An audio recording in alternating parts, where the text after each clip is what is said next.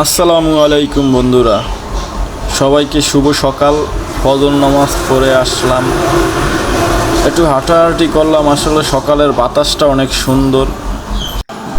সারাদিন যদি একটা ভালো শরীর এবং ভালো একটা মন চান এবং কাজে গতি চান, তাহলে সকালবেলা অবশ্যই আপনার ফজর নামাজ পড়ে হাঁটা উচিত। তাহলে আপনার সারা দিনটা অনেক ভালো যাবে।